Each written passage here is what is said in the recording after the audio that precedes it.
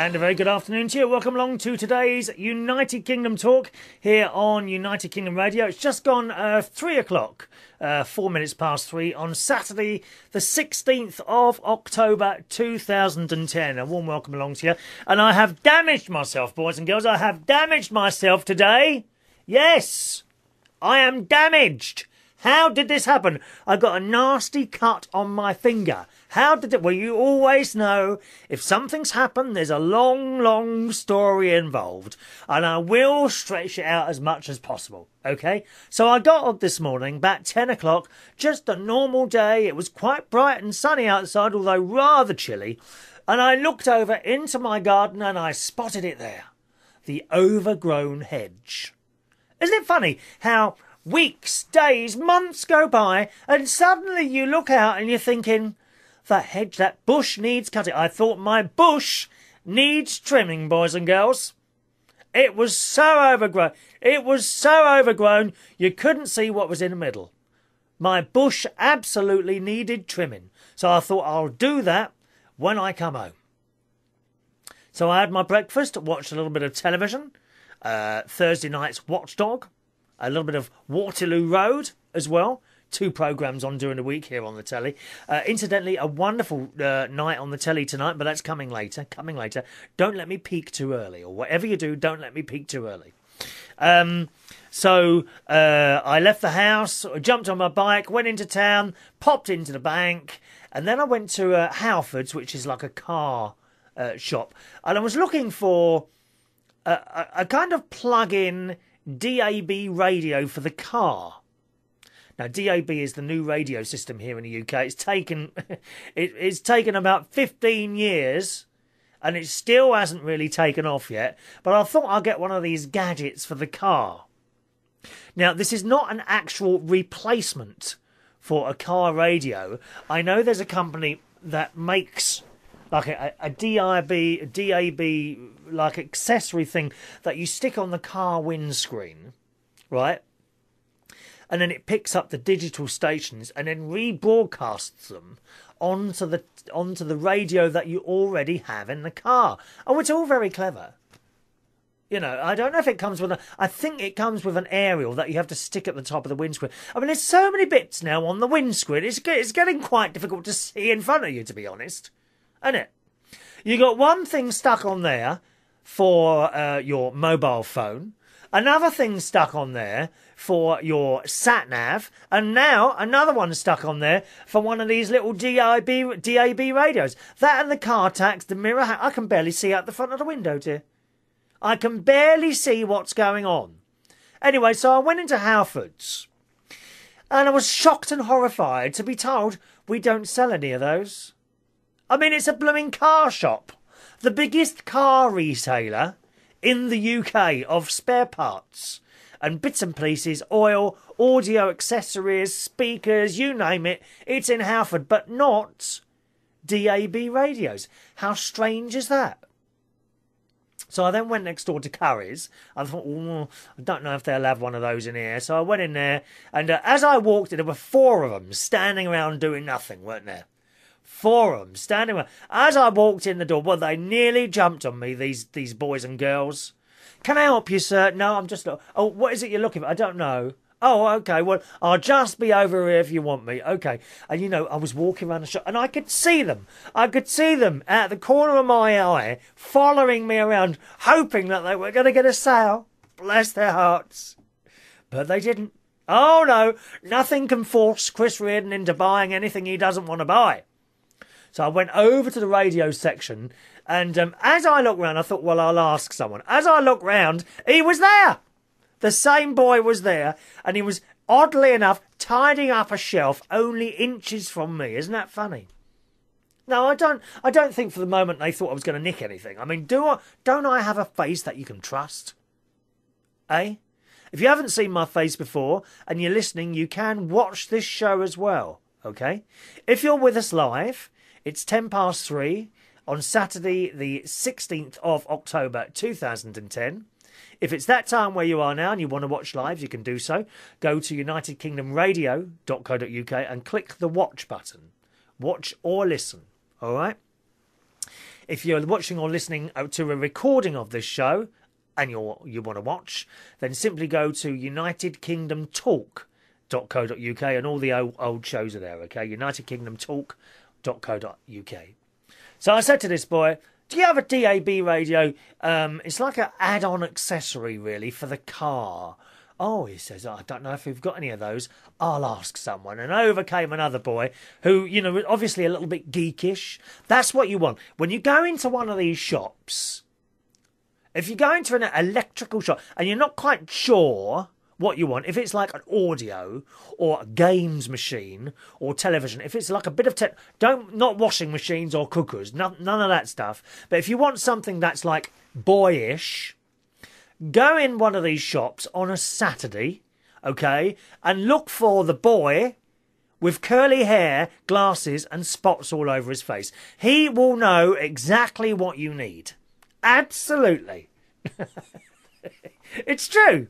You do, innit? It's true. Always go for the young boy in there with the curly hair, they've got to have thick glasses, spots on his face. Looking a bit scruffy. He will be able to show you whatever you want, technically, on those shelves. He will know everything there is. He will know what batteries it takes and everything. Wonderful. That's who you want to go to. Anyway, this other one come over and he said, oh, no. He says, I know the one. They're made by Pure. Very good, but we don't sell them. Oh, thank you very much. Goodbye. And the look of disappointment on the other one's face. Oh, what a shame it didn't make a sale. I mean, I almost felt guilty leaving the shop, really. I thought, oh, perhaps I could do with a couple of batteries just to put a couple of pennies in his pocket. And I thought, no, I don't need batteries either. The disappointment on their little faces as I approached those doors and they whoosh, open the way. Automatic doors in Currys. Oh, yes. Trouble is with these shops with automatic doors, you know, you go in one shop and as you approach it, these doors open and you kind of get used to it a bit. How many people with us on this show today, either live or listening to the podcast, how many of you have got to the front of a shop and then just stopped and waited for the doors to open? And then the, oh, just a minute. We've got a little message coming in. Okay. There's a bit of a problem with the video today. It's jumping around a bit. Oh, yeah, okay. Just click the listen button, okay? You don't actually miss anything if you don't watch. Just click the listen button and that will work perfectly. I hope that one perfectly. Is that all right? Is that working perfectly? That one? I do hope so. Right. Where was I now? Oh, yes. How many people have stood there at the front of a shop waiting for doors to open automatically? Have you ever done that, lovey? I bet you have, haven't you? And you stand and you think, and you start looking up, didn't you? You look up for the sensor. And you can't find it. And then you look to the side. And then you step back one step and you step forward again in the hope that wherever this sensor is, it will this time pick you up and open those doors. And it doesn't happen, does it? And then a member of staff comes out and says, are you okay, sir? Yes, thanks very much. I'm waiting for the doors to open. Well, they're not actually automatic, sir. Yeah, I've done that once or twice myself, yes. That's just me, isn't it? My life is all automated. Anyway, so I went there and then I jumped back on my bicycle and I came home and I thought, right, time to tackle the hedge, boys and girls. So I put my dinner in the... Actually, I put my dinner in the oven before I left. So I come back, turned the oven up a bit, stirred everything round. And then I went into my garden and I got out the step ladder. Oh, yes. I've got all the equipment here, you know. Step ladder came out of the kitchen. Accident number one. Okay? I brought the step ladder down the stairs because it was upstairs for a visit on Wednesday. Now, do you remember I told you people were going to install loft insulation on Wednesday? Now, I already have some, but the salesman that came around early in September, actually, had a little look up there and he says, oh, yes, that needs to be topped up. Apparently, there wasn't enough. Okay? So these men, ready for these men, okay, ready for these men to come round and do that. Previously, which you may have heard in a previous show, I'd been up into the loft, right? So that's why the stepladder's upstairs, up into the loft, and I had removed and dumped or given away most of what was in my loft. I gave away, let's think now, about 300 or 400 mini discs, which, you know, I've recorded over the years, and then they've gone up into the loft and don't use them anymore. So that's it, right? I gave away those. I gave away 4 very large boxes of hello, Simon. Right, I've got you on hold at the moment. Okay, Simon, there we are. 4 or 5 boxes. Hello, Simon. Oh, I've got you on hold. Can you stop your video because of the bandwidth, though? Certainly. All right. I'll come back. I'll come to you shortly, Simon. All right. Okay. Okay. What was I saying? Oh yeah, I remember now. So I've lost the thread now. Simon, you've put me off. Hang on a minute. Where are we? Oh yes. So they were supposed to come and do that. I had previously removed everything that was up there. Gave away 5 boxes of CD singles. Gave them away. Literally gave them away. Right. Dumped a load of VHS cassettes. Okay, not only have I done that, cleared everything else there, old bits of wire, there was so much rubbish up there, newspapers, magazine, took it all down the waste paper recycling place and dumped a load of other stuff. Right? So I've done that. Not only have I done that, I've then pulled up all the boards that I've put down up there so that I could walk. Well, not walk, I mean more crawl. You can't stand up there. You walk, you crawl along in there and do things, put things up and what have you.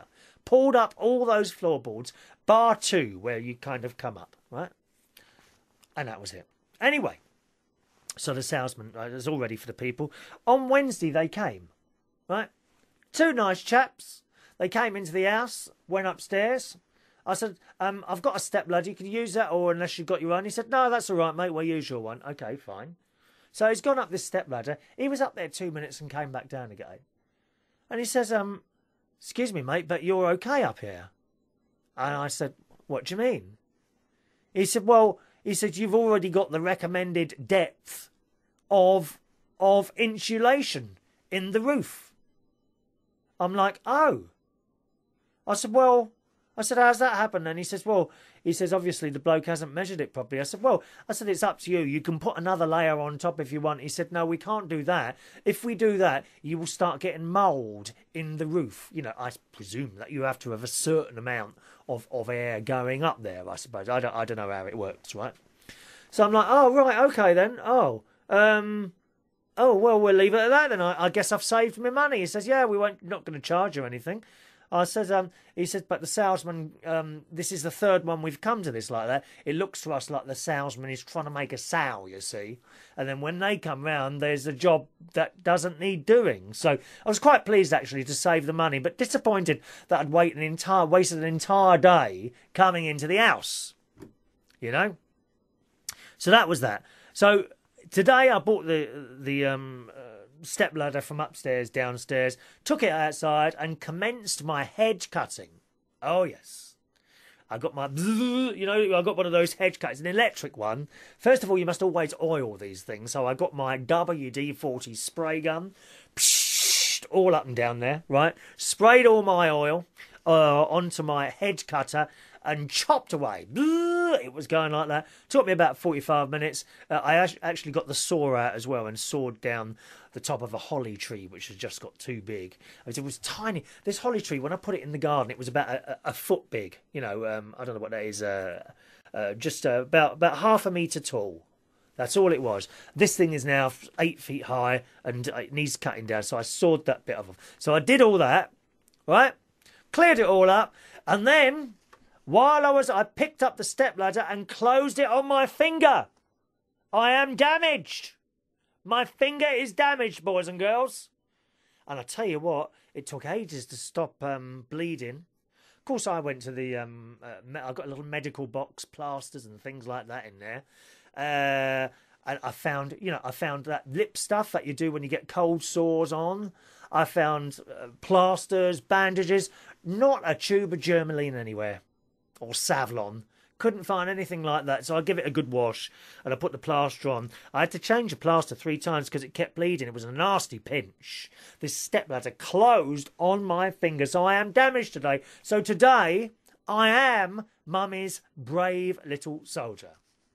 So that is how I've damaged myself today. Let's go to the phone. Over to the Isle of Wight and Simon with his family, as I just noticed there. Good evening, Simon. Oh, hello. Good afternoon, Simon, all right? Yeah, can you still see on the video thing? I thought I turned it off. Eh? Can you still see on the video thing? I thought I turned it off. No, you have turned it off. You have turned it off. Oh, that's all right. Yes, you have turned it off. Good afternoon, sir. How are you, all right? Yes, I'm fine. Is that your son? Sorry? Is that your son with you? Yes, it is. Yeah. Okay, what, you been shopping with him today or what?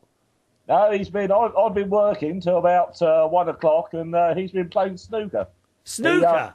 Yeah, not very good at that, I'm afraid, me. He has lessons, evidently, from the only affiliated coach on the Isle of Wight. So there you go. Is he good at it? He's getting there, yeah. He's only been playing for about 7-8 months, but his coach wants him to take part in the under-14 sort of southeast regional whatsits, whatever they are. You know, Was he 13, is he? No, he's only 10. That's right, thanks, son. Oh, okay. My nephew's 13. Can he see himself winning competitions or anything like? What's his name? Callum. Callum, is he there? He is, yeah. All right. Hello, Callum. Hi. All right. Can you see yourself entering big money competitions, Callum? Yeah. I reckon you could be the next. Who's the big snooker player at the moment? Do you know? Ronnie O'Sullivan, I think. Ronnie O'Sullivan. Okay. When I was in my teens, it was that guy who died recently. Who's that, Simon? Hurricane Higgins. Alex Higgins. That's right. He was a real icon in snooker players. My dad used to be watching him all the time, and I don't know if you know it was terrible what happened to him, wasn't it? Really? Well, do you remember him playing the snooker, Simon? Oh, I do. Yeah, I'm hopeless at playing snooker, but it was really, really big on telly at one time.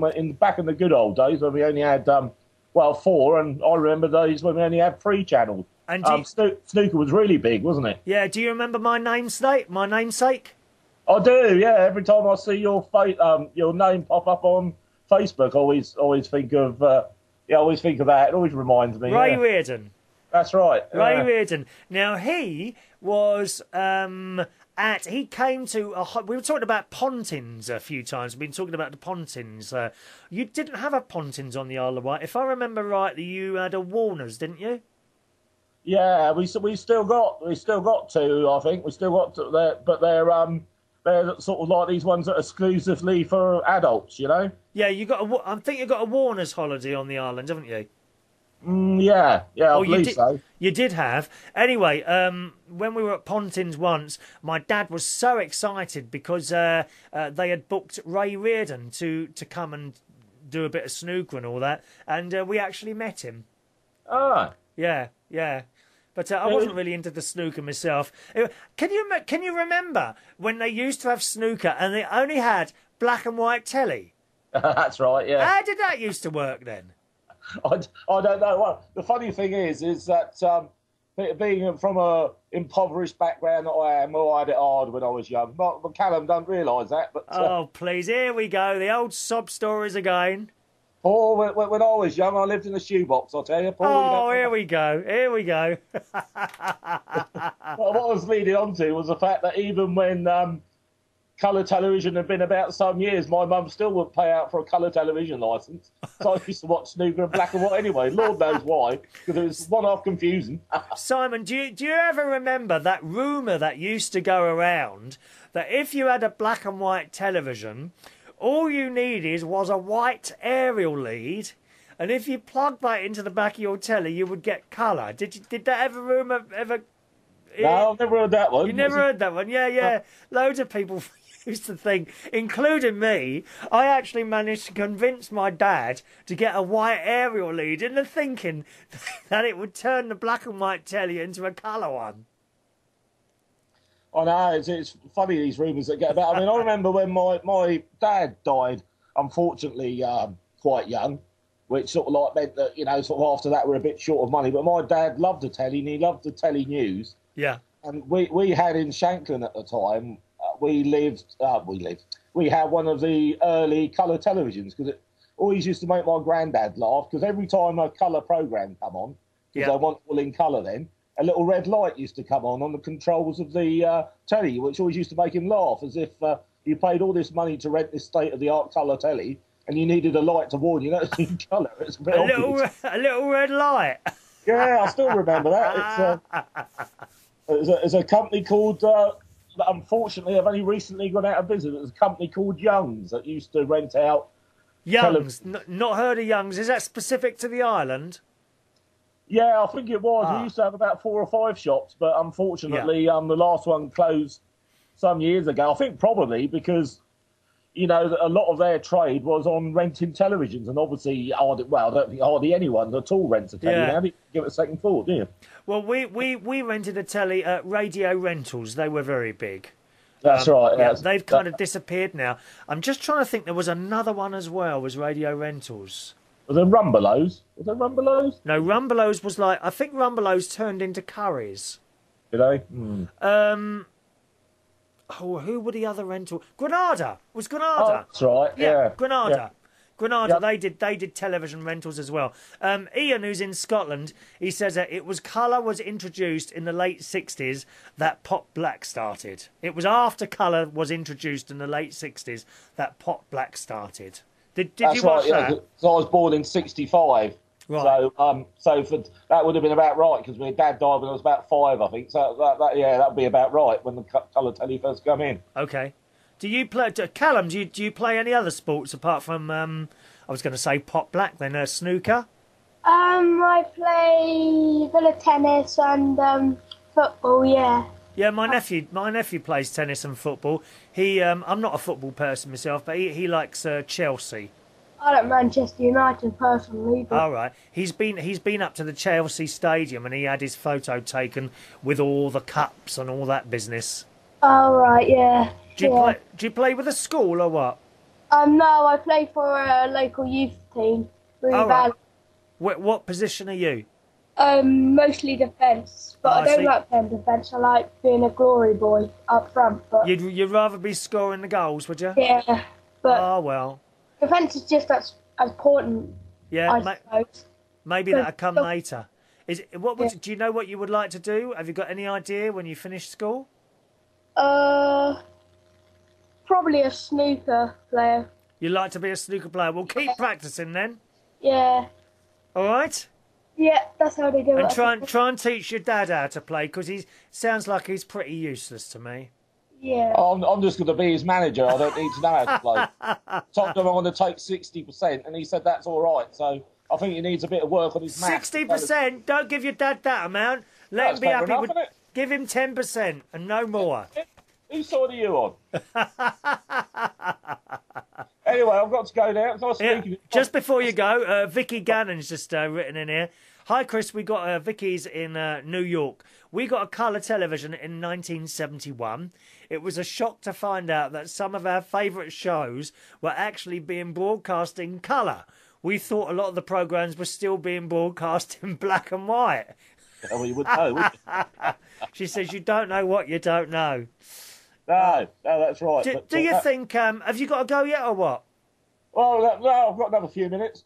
I'm just going to ask you, do you think, I mean, I've got a nice flat screen telly now. I've got a nice 50-inch one, right? Which I'm happy with, you know. I don't subscribe to anything. I have no Sky or anything like that. I just have the free view. And I do have a dish, so I've got some free channels on there. And I find that does me. Do you think the whole 3D television is going to take off? Because I don't. No, it depends how it works, doesn't it? You'll have to tell me. With these systems, you have to wear well, yes, glasses. the televisions coming out at that are out at the moment, and you can already buy some. Funnily enough, I was in when I was in Currys, I did spot one in there, which I think it was about £1,000. It wasn't a very big telly, but it was about £1,000. And you need glasses for all these. You have to buy the telly, and you have to spend a couple of £100 on some pairs of glasses as well, special glasses. So they're the ones that are out at the moment. Now, Toshiba, I think it is, have bought one out that doesn't require glasses, okay? But it is vital that you sit in the correct position in the living room to be able to experience the 3D effects. And I just don't see this taking off somehow. No, I mean, it's bad enough in most families. There's always the prize chair that Dad tries to have anyway. Oh, yeah. But that would make it even worse, wouldn't it? Yeah. But I just don't see this happening somehow. 3D, to go to a cinema, right, with lots of people or your family or whatever, and experience 3D, you go there for 2 hours, you put on your glasses and you watch the film and you have your hot dog and popcorn and Coke, and that's like a night out. I can accept that. But I find it difficult to accept that people will actually sit in their houses for hours on end with these glasses on or sitting in the same position so that they can see. I just don't see it happening somehow. No, I can't. I mean, to be honest, it sounds like a big creep to you, don't it? But to be honest, I listen to a lot of internet radio now. I don't listen to as much television as I used to because it's not as listening to the radio. You can do other things, can't you? You can write letters or you can get on with a bit of paperwork. I find if I watch too much, because the trouble is with television, you can make it 3D, you can do it, whatever, but it's the same old, isn't it? There's so much out there that no one can do anything different, can they? No, not at all. Callum, would you like one of those 3D TVs in your house? Would you watch that or what? Well, not really, because I'm a fidgeter, so I can't stay still for 5 minutes, so I won't be able to stay in that same position. But no, I mean, and have those glasses. But do you like going to the cinema to see a 3D film like on the big screen and all that? Yeah, I like that. Yeah, different thing altogether, isn't it? Yeah. All right, you two go and have something to eat. And thanks for calling. Thanks a lot, then. See Bye-bye, you. Callum. Bye-bye, Simon. Good. There we Bye. are, a couple of people there on the Isle of Wight there, chatting away to us. That's nice, isn't it? Talking to a father and his son there.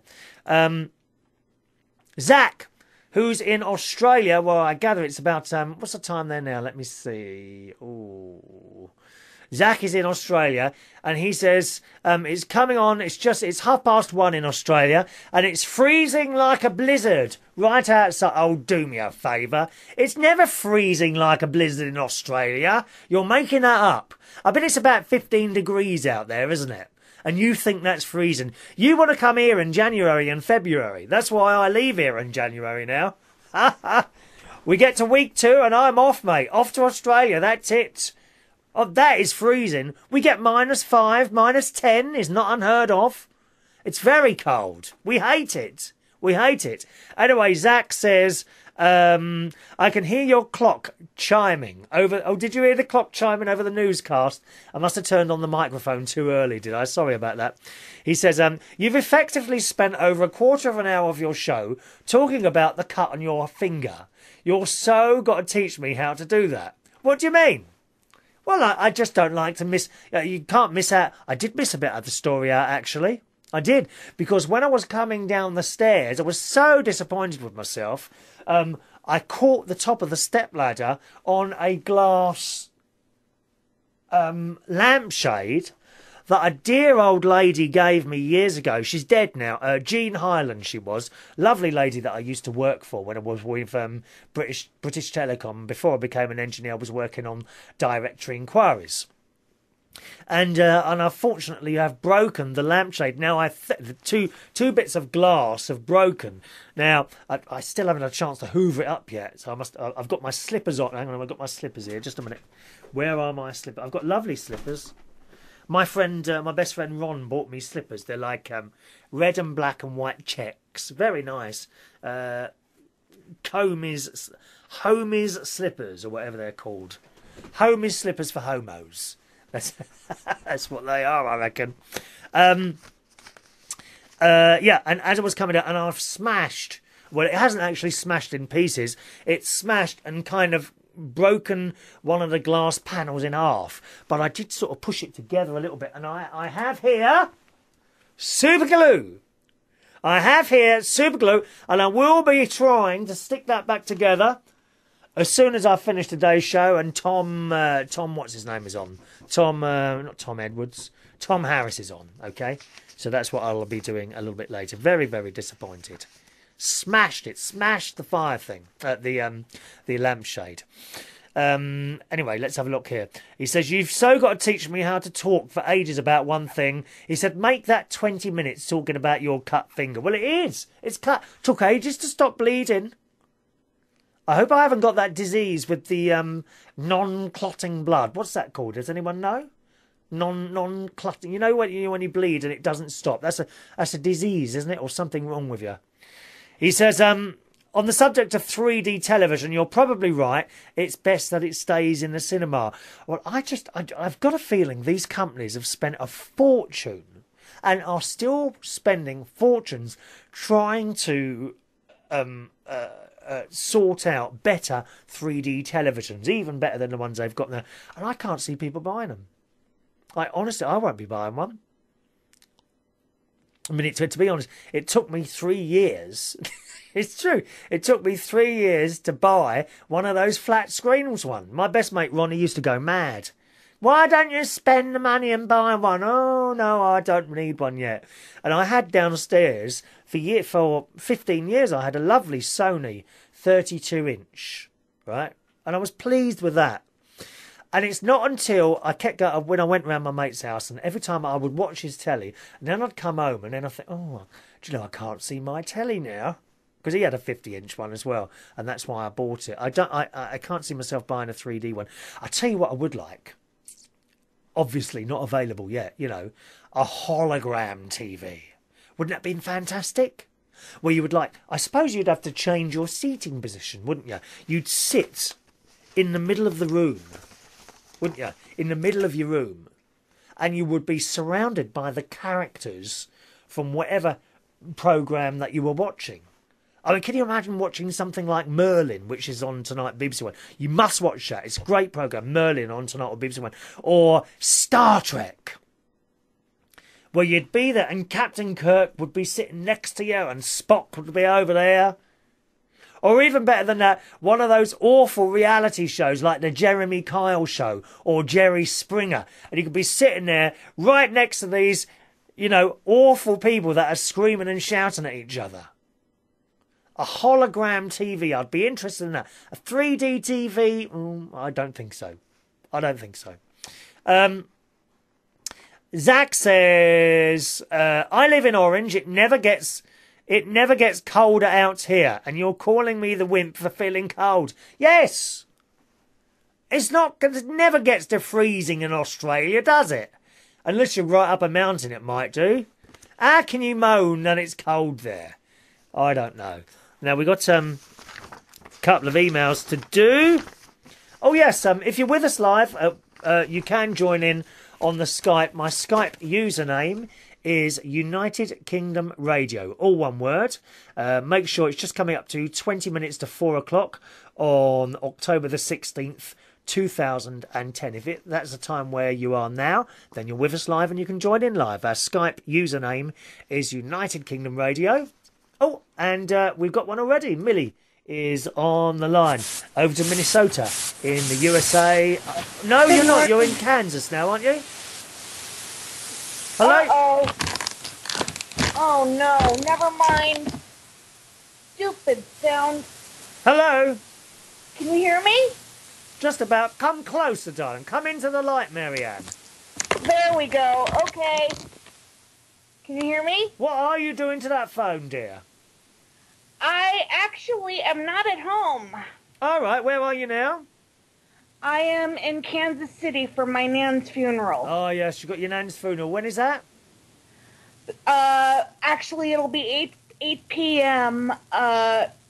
British time. Right, okay. Is that today?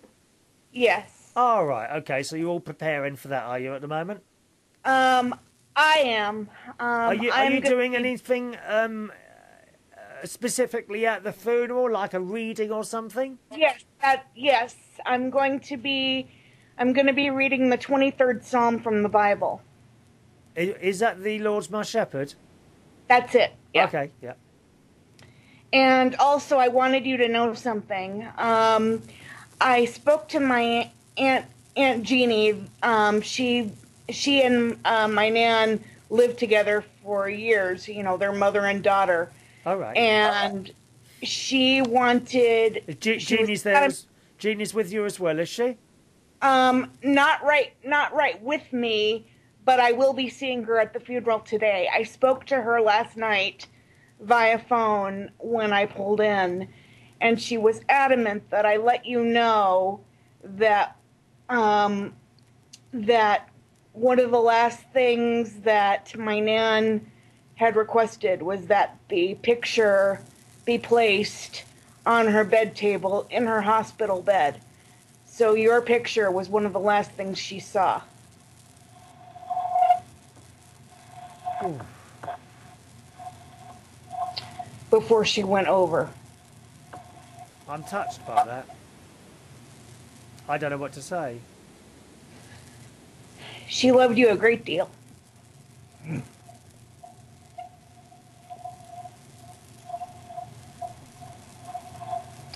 She always enjoyed your funny little bits and funny little stories. Well, I know you said she listened to. She didn't really listen to it, but each week I'd call her, and she'd always, first of all, she'd ask if you were okay, and second of all, she'd ask what you were up to and what funny things you might have done, or, you know, if something had happened, because she knew you had a pet cat, and she wanted to know what funny things you had spoken about during your podcast. So I'd always tell her little bits of stories. I do remember. Didn't I put one of the shows on a CD or DVD for you once? You were going to. I did, didn't I? No, you didn't. No. We're going back a while now. We're going back to quite some time now. No. Yes, I remember sending you a DVD or a CD, one of the two. Uh-oh, I never got it. Oh. Shoot. Oh, well. I remember that. I do remember doing that. Yeah. Well, it doesn't matter. And of course, was she involved in the choosing of this little Russian doll that you sent me? Yeah. Mm-hmm. Yes. Remember the little Russian doll that which I have in my hand now, actually. Little red and Russian doll thing. Wonderful. Yep. Well, I don't know what to say, really. Well, you know. That's unusual for Chris. Well, it is. Sometimes, when you're doing a show like this, you don't realise, actually, how you touch some people. You know my friend, of course, Joy in Acton, who I've spoken about many times. Not recently. I still ring her every week, and we'll get her on the phone at some point, I think. And she started listening when I was doing Liberty Radio, which was in London, an overnight programme. I was doing I remember. 2 till 6:30 in the morning. I used to do it. A wonderful time to be around, actually. You know, it's a great time to do a show in the middle of the night like that, with music and all that business. And she used to ring me without fail every morning at 5:45, and we'd have a little bit of a chat on the phone, or perhaps sometimes I put her on air as well, and we'd have a chat for everyone to listen to. And when the station finished, and I said to her, you know, I need to give you a little ring on the way back. Can I have your phone number? Because I didn't have her phone number. She gave me her phone number. I rang on the way home on my mobile home, and I told her we were closing. Well, and there would be no more show. And, you know, that was the end of her world. Yep. You know, and she's all right now, you know, but She didn't know at the time that No, you would be able to no, keep in touch. you just don't realise. You just sometimes forget Yeah. that, of course, you know, Millie, you know much more about me. And anyone who would watch this or listen to this, you know much more about me than I know about you. Well, unless I choose to share. Exactly. Yeah. And Which I I've think you done forget that. on many occasions. And a couple of times, people have said, you know, people that don't listen, what makes you think that people want to sit there and listen to you rabbiting away about what you've been doing? And in all honesty, I don't know. But they do. All I know is they do. Or you do. Why? I don't know. And if that's suddenly cut off, you remember the time, what was it, a little while ago, and I didn't make it to a show.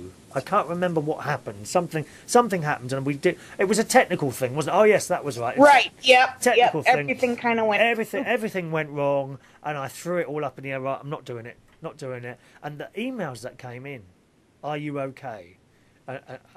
It's just wonderful, really. And you forget that you do actually become someone's friend. Yes. Well, I don't. No, I don't forget that because I've experienced that with Joy. It was when I told her, and how upset she was on that phone the day I told her there would be no more show. It was then I realised, my God, what a powerful medium this is. Yeah. You know. It was. And you've just told me again. I didn't know my photograph was a lady who I've never met. I've never spoken to her. I think I've read a letter from her before. Is that right? No. Did she ever send a letter or an email? Or was it like words? It was my mom. Eh? It was my mother that you your read. mother. I beg your pardon. You see, I right. do remember. You know, I do remember. Not good with names sometimes, though. Yeah, I remember reading that. This is a lady who I'd never met, never spoken to, and yet she was quite touched by the things I did. Yes. In fact, I remember I sent her the picture that you sent me to give to her. And what was that? Was it me and the cat in the garden? Exactly. Yes. And she hadn't opened it yet when I called her, so I knew that she hadn't opened it yet. And I told her that I'd sent her something, but I didn't tell her what it was. So I waited for her to open it, and when she saw that it was from you, she immediately, she burst into tears. She was a very affectionate person. She wore her heart on her sleeve. She was little bit like yourself, if you don't mind me saying so. Well, thank you. And it's true. It's correct. In fact, my original plan had been to come here and say goodbye last week. I know. From Monday. Yeah. And unfortunately, that very, the week before, she had passed away. But I was just told last night that your picture was one of the last things she saw before she passed. Wow. I'm very touched by that. Very touched. Well, good luck with your funeral. How long to go before that then? Quite a few hours actually. Okay. You got some nice flowers, have you? Oh, I haven't seen them yet, but from what I hear, they're amazing. Right. Okay. Yeah. Where it is in Kansas, is it like a little town or what is it? A big Kansas City, Missouri. It's a big city. It's a big city. Okay. Yeah. Is it not like as in the Wizard of Oz? Well, getting here, it's kind of flat. But when you you actually pull into Kansas City, it's huge. You have tornadoes there, don't you? Absolutely, yes. And in the city as well? Uh-huh. Can they, there's a huge difference in the tornado sort of hitting a wooden home. Right. And perhaps a skyscraper. What happens when tornadoes hit skyscrapers? Do they get damaged or what? Oh, yeah. Oh, really? boy. I didn't know that. Oh, boy. That you can't sure make do. anything tornado-proof then, no? No, not really. Right. Not really. So you've got to go down a little hole in the ground with a couple of shutters. Oh, thanks, Chris. I needed that. To tell you the truth, the prospect of doing the Bible reading this morning, even though my nan specifically requested it, scares me silly. Well, it absolutely scares me. Just do your best and take a couple of tissues up there, and if you cry, cry. That's all there is to it. But make sure you finish it off. Finish off the reading. Even if you have to stop for a little while, finish it off. I know. Good luck, will. Millie. Okay. Pleasure to talk to you, I my will. Yep. I will email you. Okay. After the funeral. All right, my darling. Okay. Have a good day. Take care this afternoon. Bye-bye, Millie. Bye-bye. Yeah, bye-bye. Well, what do you say after that? Very, very touched by that. All right, boys and girls. Now, I know there was a couple of other people who wanted to call in this afternoon. I think Matt from Canada wanted to give us a call, and you can do now, Matt, if you want to. Our Skype lines are open. There's also an email address, boys and girls, if you want to email the show. The email address is chris@unitedkingdomtalk.co.uk. All right, chris@unitedkingdomtalk.co.uk. And over to Canada now. And Matt, good afternoon, Matt. Good afternoon, Chris. How are you? All right, DJ Matt is in the house. Yes, how are you, mate? I'm sitting here feeling a bit odd now because something nice was said then, you know. Yeah, well, you know what, mate? It is the truth, though. I mean, like myself, right? I don't think I've missed one of your single shows. And to be honest, every show that I get to watch, mate, I mean, I'm always quite touched by everything you say, whether it be a funny joke or whether it be something serious, mate. I mean, you do definitely affect the lives of people. Even, like I say, we become friends. You might not know much about us, but we know about you, mate, and it's just that connection that is so strong. Isn't it the weirdest thing? I am feeling really... I don't know. I just feel something now with all this. It's just the strangest thing ever. Really. God. Well, mate, you become a very big person in a lot of people's eyes, the way I believe. No. I'm just little me sitting here having a little bit of chat 3 times a week. That's all I do. Yeah, but look at it from our point of view, mate. You're one of our mates in England. That's a weekly correspondent 3 times a week that we can be touched by. Like I say, whether it be something you've done or whether it be you've hurt your finger, we're going to be there for you, mate. Well, it has been hurt, but I have stopped it bleeding. I'm pleased to say the blood has stopped. Boy, it was gushing. It was gushing out of me like a fountain. It really, you know, the fountain in Trafalgar Square. Yeah. Well, it was like that. I mean, I could barely see in front of me for the red blood pouring up into the sky and back down again. Wow. Really, it was terrible. God. My eyes were starting to dim. I felt like I was in the Chilean mine.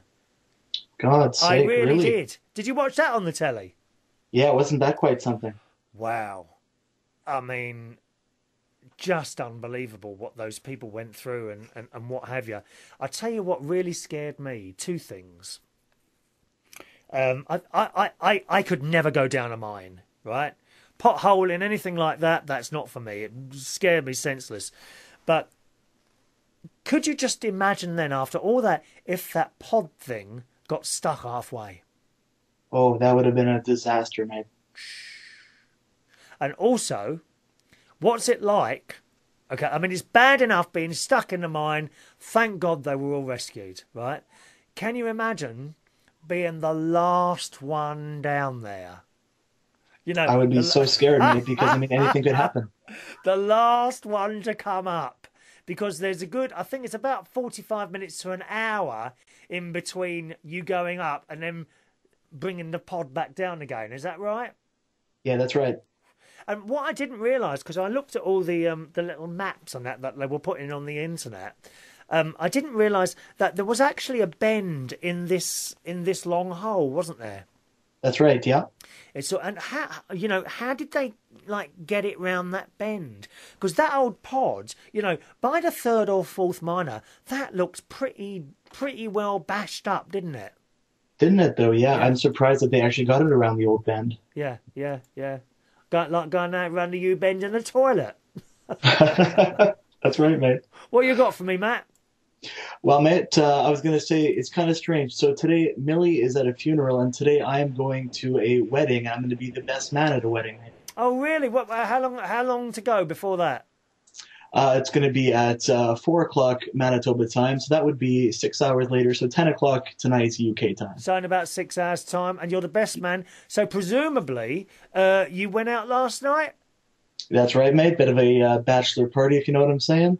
And how drunk did you get? Please don't disappoint me. Please tell me that you sat there and drank Coke and orange juice and lemonade. Well, mate, you're not going to believe this, but that's exactly what I did. Like you, I'm not an alcohol drinker myself. Oh, you too? See, I don't drink at all. No, that's right. And I mean, you don't need to drink to have fun in my eyes, mate. No. I mean, you must see it when you're doing DJing, though. I mean, some of the people, they get so wrecked. Oh, I wonder how they wake up the next morning, to be quite honest. It's quite funny, Like, for example, tonight, Bluche is in Hammersmith where I'm DJing tonight. And the girls come in there and they've got all their beautiful makeup and lovely, lovely clothes and they look really nice.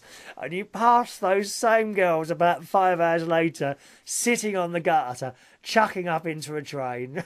And then they try and kiss their boyfriends. Oh, God. Oh, God's sake, yeah. Oh, that's quite something. So I got a question for you, mate. Possibly some advice you could give me. Yeah. I'm thinking, mate, that today it's going to be a bit of a nerve-wracking day for me. Although, because I'm a DJ, right, I'm so used to talking and things. But today, I've never been a best man before, right? And I got to give the old best man speech. Yeah. And I don't quite know how I should really go about it. I've kind of got the words laid out. But in terms of the format, should I start out funny? Should I end sentimentally? How should I go about that, mate? Start out funny. The very, very beginning of it, I would start out funny and end it sentimentally.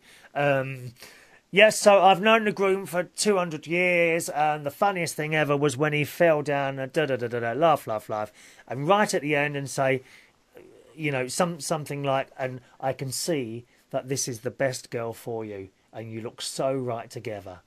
Good luck. And then everyone will clap. That would be the way to go about it, mate. Because like I say, I want to really touch people. At this wedding, right, there's supposed to be 374 confirmed guests. Wow, that's a lot. Isn't it, though? Blimey. Yeah, so it's going to be quite huge, and I'm a little bit nervous, to be quite honest. Have they got a sit-down dinner? Yes, that's right, yeah. Wow. That'd be costing them an arm and a leg. Won't it, though? Luckily, they come from a wealthy family, which must be nice, but then again, what are you going to do? So there won't be a buffet, then? No, it's going to be a sit-down, and the bride and the groom have paid per plate. Oh, that's no fun at all. We do like a buffet, as you know. Oh, yes, a buffet is delicious. No sausage rolls? No, sausage rolls, unfortunately, aren't a big thing in Canada, as much as I wish they were. No bowls of crisps? No, instead we use bacon, mate. Canadian bacon. Oh, how disappointing. Yeah, You'll have to come over to a British wedding. My niece and nephew are both getting married next year, a month apart. Really? Oh, God, it's costing me a fortune in presents. Oh, yeah. Wow. I suppose, mate, maybe you could send over quickly some cheese and onion crisps and we'll put those on the table. How about that? What, in 6 hours? It'll never get there on time. With FedEx, mate, anything's possible. I take it you're not DJing tonight? No, not tonight, mate, or last night. I took a bit of a break, which is kind of odd for me, but I figured, well, I'm up this early, so I might as well catch your show live for once. Well, Matt, believe me, it's really never a good idea to DJ at a family event. No, that I know for sure, because it would be way too hard, mate. Too many people want to talk to you, that kind of thing. That's right. No, it's never a good idea to do to do your DJing or whatever you do at a family event. Leave it to someone else, because one will want one thing and one will want the other, and you haven't really got a boss if you see what I mean. You never know which way to turn, you know. Right, and like you and I both know, we can't satisfy everybody, right, mate? Oh, well, it's always the same, isn't it? I mean, when it's family, it's a little bit more difficult.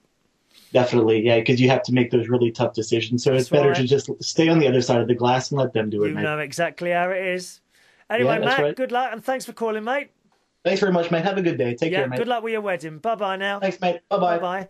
Well, there we are. We've had it all today, haven't we? I can't believe it. Poor old Millie, she's got a funeral of her lovely nan. And Matt's got a little bit of more of a happier occasion. Well, I say it's happy. You know, marriage, happy. Well, it will be if he gets to speak. He's probably as nervous as sin doing that speech. And I would be as well. A completely different thing to sort of going out and doing some DJing or something like that. Anyway, boys and girls, nearly time for me to go. Matt's right. If I weren't the person you are, I would be pretty much asleep right now. And thanks to Vicky for those comments. Time for me to go, boys and girls. I'll see you again live at unitedkingdomradio.co.uk on Tuesday morning at 11 o'clock UK time. The email address for the show is chris@unitedkingdomtalk.co.uk. Thanks for watching and listening.